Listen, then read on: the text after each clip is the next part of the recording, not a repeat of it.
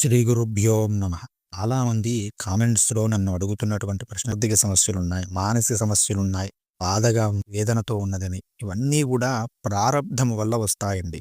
ప్రారబ్ధం వల్ల మాత్రమే మనకు కష్టాలు, సమస్యలు అనేవి వస్తాయి. ఆ ప్రారబ్ధం అనేది తొలగాలంటే తీవ్రమైన సాధన చేయాలి. తీవ్రమైన సాధన చేయకుండా ఆ ప్రారబ్ధం తొలగదు. వరాహ పురాణంలో భూదేవి అడుగుతుంది, ప్రారబ్ధము తొలగేందుకు మార్గం ఏమిటి అని. నారాయణుని అడుగుతుంది. భగవాన్ పరమేశాన భక్తిరభ్యభిచారిణి ప్రారబ్ధం భుజ్యమానస్య కథం భవతి హే ప్రభో అని విష్ణువుని అడిగితే అప్పుడు అంటాడు విష్ణువు, భూదేవి, ప్రారబ్ధం భుజ్యమానోపి గీతాభ్యాస రతస్సదా అంటాడు. ఎవడు నిరంతరము భగవద్గీత అభ్యాసమందు నిరతుడై ఉంటాడో అట్టివాడు అన్ని రకముల ప్రారబ్ధముల నుంచి, ప్రారబ్ధములే గ్రహదోషములుగా వస్తాయండి, ప్రారబ్ధములే వాస్తు దోషములుగా వస్తాయి, ప్రారబ్ధములే కష్టములుగా వస్తాయి, ప్రారబ్ధములే అన్ని రకాల సమస్యలుగా వస్తాయి. కాబట్టి నిరంతరము కూడా భగవద్గీతను అభ్యాసము చేయడం అందు, ముందు చదవడము యందు, దానిని నేర్చుకోవడం నందు ఆసక్తి కలిగి ఉంటే అట్టివాడు సముక్త ససుఖీలోకే అంటూ ఉన్నాడు. ససుఖీ, వెంటనే ఆ యొక్క ప్రారబ్ధము నుంచి ఎంతటి తీవ్ర ప్రారబ్ధమునైనా తొలగించుకొని ఆ చేసేటువంటి కర్మఫలములు కూడా, అంటే మళ్ళీ ఇప్పుడు చేసేటువంటి కర్మలు ఉంటాయి కదా, ఆ కర్మఫలములు కూడా అంటకుండా ఇప్పుడు చేసే కర్మలు మళ్ళీ ప్రారంధంలాగా మళ్ళీ ఒక జన్మనిస్తాయి కదా, అవి కూడా అంటకుండా ఈ ప్రపంచమునందు హాయిగా సుఖంగా ఉంటాడు. అట్లాంటి స్థితిని ప్రసాదిస్తాను భగవద్గీతను అధ్యయనం చేస్తే అంటూ ఉన్నాడు. ఎంతటి స్థితి అంటే మహాపాపాది పాపాని గీతాధ్యానం కరోతి చేత్ క్వచిత్ స్పర్శన్న కుర్వంతి నళినీదళమంబస అంటూ ఉన్నాడు. తామర ఆకును నీరు అంటనట్లు నిత్యము గీతలోని ఒక్క శ్లోకమునైనా సరే అధ్యయనం చేస్తాడో, గీతను ధ్యానము చేస్తాడో, భగవద్గీతలోని శ్లోకాన్ని అర్థముతో సహా ధ్యానము చేస్తాడో, వాడి మహాపాపములు మహాపాపాది పాపములైనా సరే వాడిని అంటవు, ఉన్నవన్నీ తొలగిపోతాయి. ఇది నా ప్రతిజ్ఞ అంటున్నాడు. అసలు గీతాయాహ పుస్తకం ఎత్ర ఎత్ర పాఠః ప్రవర్తతే, ఎక్కడ గీతా పుస్తకం ఉంటుందో, గీతా గ్రంథం ఉంటుందో, గీతా పారాయణం జరుగుతుందో, అంటే ప్రవచనాలు వింటారో, అక్కడ ప్రయాగ మొదలైన సమస్త తీర్థములు ఉంటాయండి. మహాకుంభమేళమైనటువంటి జరిగేటువంటి ప్రయాగ మొదలైనటువంటి తీర్థాలుంటాయి. అక్కడ దేవతలు, ఋషులు, యోగులు, నాగులు, గోపికలు, గోపాలురు వీరందరూ కాదు భూదేవి, భగవత్ పార్షదులతో కూడి నారదులతో కలిసి స్వయంగా నేనే ఉంటాను, ఎల్లప్పుడూ అక్కడ నివసిస్తూ ఉంటాను, వాని ఇంట నేను నివసిస్తూ ఉంటానని ఒక నారాయణుడు భూదేవితో చెప్పడం జరిగింది. గీతాశ్రయేహం తిష్టామి, నేను భగవద్గీతను ఆశ్రయించియే ఉన్నాను, భగవద్గీతయే నాకు ఉత్తమమైనటువంటి నివాస మందిరము, వైకుంఠము కన్నా కూడా నేను భగవద్గీత అంటేనే నాకు ఇష్టం అంటూ ఉన్నాడు. మరియు భగవద్గీతను ఆశ్రయించియే మూడు లోకములను కూడా నేను పరిపాలిస్తున్నాడు. ఆ భగవద్గీతనే పరమ ప్రమాణంగా తీసుకొని మూడు లోకములను సృష్టి స్థితి లయాలు చేస్తున్నాను. కాబట్టి ఎవడు దానిని పరమ ప్రమాణంగా చేసుకొని దాని నిత్యము ఒక శ్లోకమును చదువుకుంటూ దాని అర్థమును మన జీవితంలోకి భావన చేసుకుంటూ ఆచరించేటువంటి ప్రయత్నం కనీసం చేస్తాడో వాడి మహాపాపాలన్నీ తొలగిస్తాను, వాడి కష్టాలన్నీ తొలగిస్తాను, వాడి సమస్తమైనటువంటి సుఖమును కూడా పొందుతాడు. ఎందుకంటే గీత అనేది నా యొక్క పరమ విద్య, అది బ్రహ్మస్వరూపము, దీనిలో సందేహమే లేదు అని చెబుతూ ఉన్నాడు. అది ప్రణవంలో 4వ పాదమైన అర్ధమాత్ర స్వరూపము. ప్రణవం అంటే మొత్తం సృష్టికి మూలమైనదండి.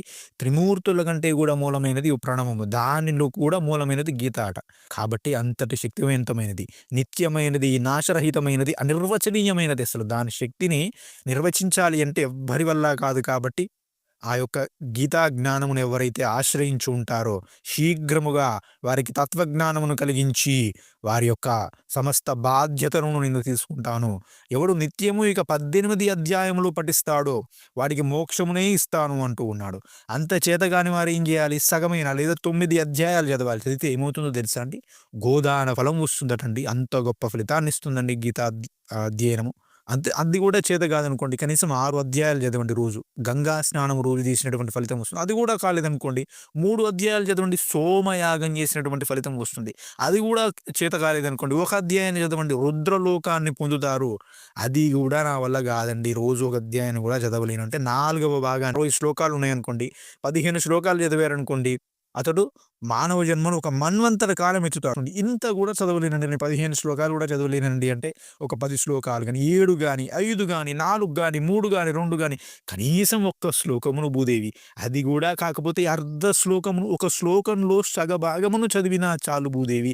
నిత్యము వారు ఇంద్రలోకములో 10,000 సంవత్సరములు సుఖముగా జీవించుటలో సందేహమే లేదు. అసలు గీతను పఠిస్తూ గీత, గీత, గీత అనుకుంటూ స్మరిస్తూ ఎవడు మరణిస్తాడో అతడు ఉత్తమమైనటువంటి మానవ జన్మను పొందుతాడు. ఆ మరు జన్మలో గీతాభ్యాసమును మరలా మరలా గావించి అప్పుడు మోక్షమును పొందుతాడు. ఇందులో అణువంత కూడా సందేహము లేదు. అణువంత కూడా సందేహము లేడు. మహాపాపాత్ముడైనా సరే గీతార్థమును తెలుసుకొనుటలో ఆసక్తుడైతే విష్ణులోకమును పొందుతాడు. మహావిష్ణు సన్నిధిలోనే ఆనందంగా జీవిస్తాడు. ఇందులో అణువంత కూడా సందేహము లేదు. ఎవడు గీత అర్థమును నిత్యము చింతన చేస్తాడు. శ్లోకములు చదవరాదండి నాకంటే, గీత యొక్క అర్థను, తెలుగు అర్థమును చదివినా కూడా అతడు అనేక కర్మలను ఆచరించినా కూడా జీవన్ముక్తుడవుతాడు. చేసే కర్మలు బంధనములను ఇవ్వకుండా ముక్తిని ఇస్తాయి, కైవల్యమును ఇస్తాయి అని చెబుతూ ఉన్నాడు. కాబట్టి అసలు ఈ ప్రపంచంలో ఈ భగవద్గీతను ఆశ్రయించే జనకాది మహారాజులు పాపరహితులై ముక్తిని పొందినారు. కాబట్టి భగవద్గీతను అధ్యయనం చేయండి. భగవద్గీతను అధ్యయనం చేయండి. భగవద్గీతను పారాయణం చేయండి. భగవద్గీతను శ్రవణము చేయండి. తద్వారా దుర్లభమైనటువంటి సద్గతిని పొందుతారు. తీరనటువంటి కష్టాలన్నీ కూడా తీర్చుకుంటారు.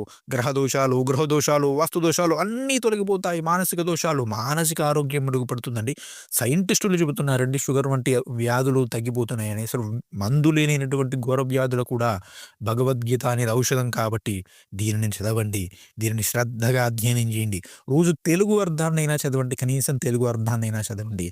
అలా చదవడం ద్వారా ఆ గీతాచార్యుడి యొక్క అనుగ్రహమును పొంది పరిపూర్ణ జ్ఞానమును పొంది ఆ తర్వాత ఈశ్వర లోకమును, ఈశ్వర సాయుధ్యమును పొందుతారని స్వయంగా వరాహ పురాణంలో శ్రీమన్నారాయణుడు భూదేవితో చెప్పడం జరిగినది. కాబట్టి అందరము కూడా అంత పవిత్రమైనటువంటి ఆ భగవద్గీతా గ్రంథమును కొని ఇంట్లో పెట్టుకుందాము. గీతా ప్రెస్ వారికి సంబంధించినటువంటి అనేక భగవద్గీతా గ్రంథములు ఉన్నాయండి. 2, 3 గ్రంథములు ఉన్నాయి. అందులో మీకు నచ్చింది ఏదో ఒకటి తీసుకోండి. తాత్పర్య సహితంగా అంటే తెలుగు అర్థముతో ఉన్నవి తీసుకోండి. కేవలం శ్లోకాలతో ఉన్నవి ఉన్నాయి. రూ. 50కి వస్తాయి. అవి కాదు, తాత్పర్య సహితంగా తెలుగు అర్థంతో ఉన్నవి తీసుకొని ఇంట్లో పెట్టుకొని రోజు దండం పెట్టుకోండి. దానికి కనీసం ఆ తెలుగు అర్థాన్ని ఏదో ఒక రోజు చదివేటువంటి బుద్ధిన్న కల్పిస్తుంది కదా ఆ గీతా గ్రంథం. ముందు దండం పెట్టుకుంటే, అందుకే గ్రంథాన్ని పూజించాలని అర్థం ఏమిటంటే, రోజు దండం పెడుతున్నాం అనుకోండి, ఏముందిరా ఇందులో ఒకరోజు చదువుదాం అనేటువంటి బుద్ధి కలుగుతుంది కాబట్టి ఆ విధంగా శ్రద్ధగా అధ్యయనం చేయండి, చదవండి. గీతానుగ్రహంతో సమస్త పాపముల నుండి విముక్తులు కండి. స్వస్తి. శ్రీమాత్రే నమః. జై శ్రీరామ్.